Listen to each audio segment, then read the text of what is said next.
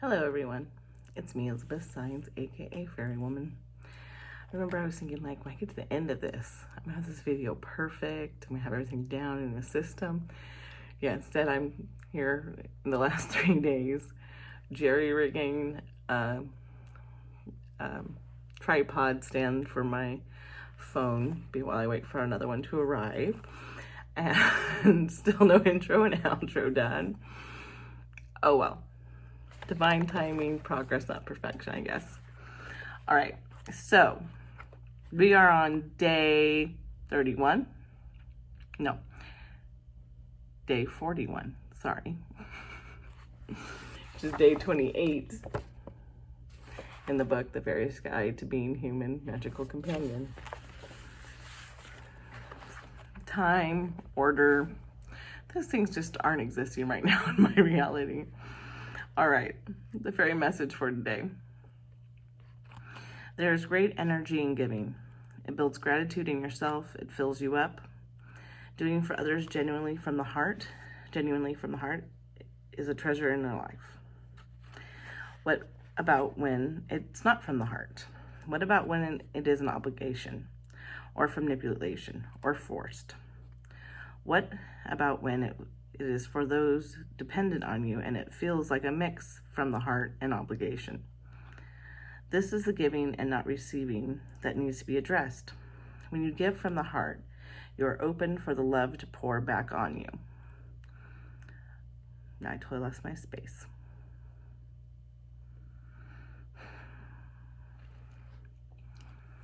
This is why it fills you.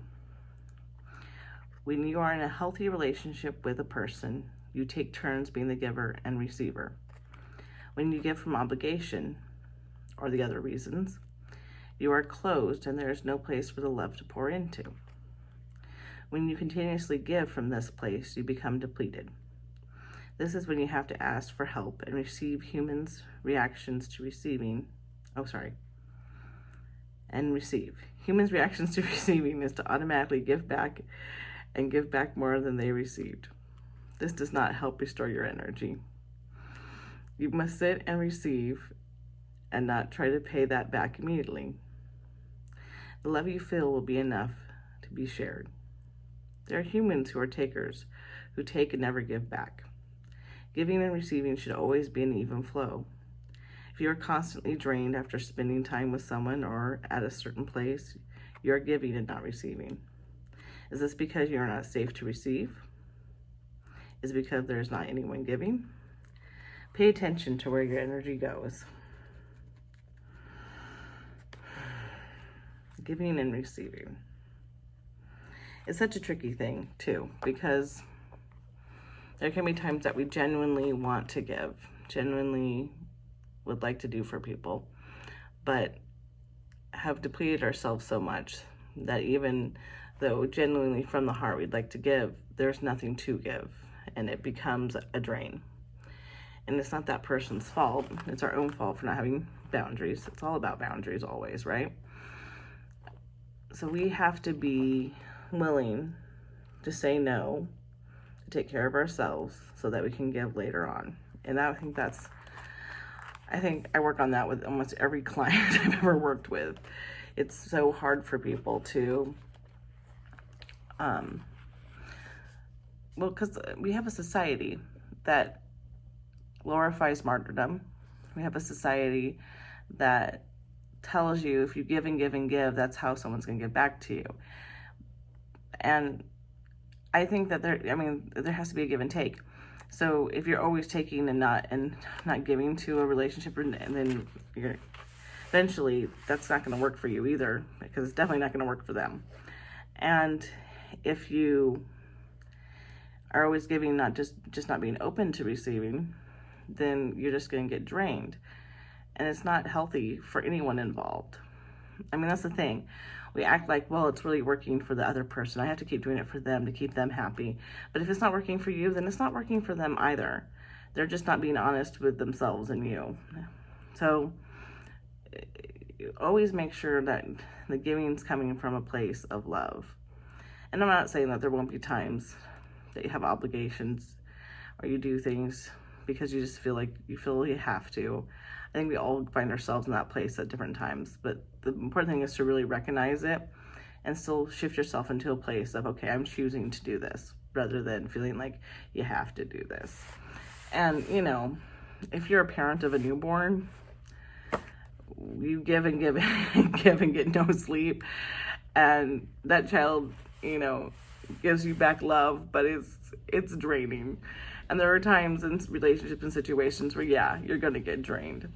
But I think the important piece is on a regular day-to-day, especially in your adult life, especially in your business life, especially in your friendships, you really look at the places that you can draw boundaries and the places where there's give and take rather than just constant giving.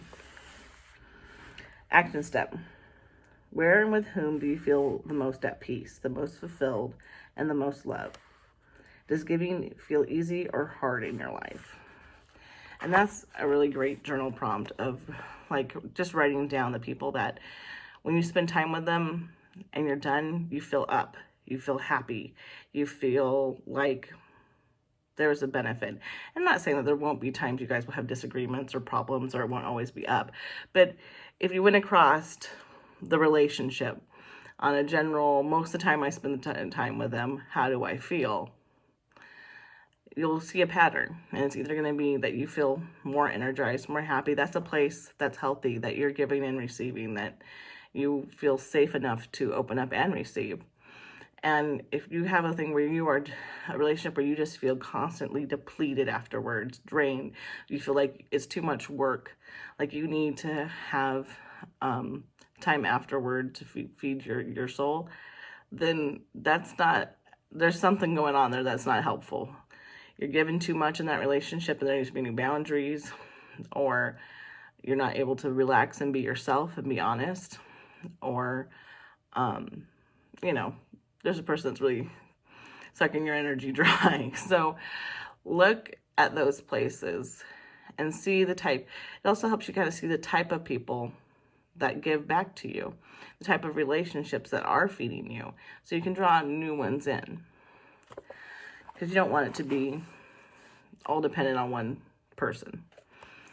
So I find a lot of people right now are really revisiting the relationships that kind of have been since February, because astrologically stuff was going on, but we're in this time of real rebirth and new things, and it's like every relationship, there's just like a new level of clarity with. So I hope that you all have clarity and that you have a wonderful, magical day. And I will see you tomorrow. Bye.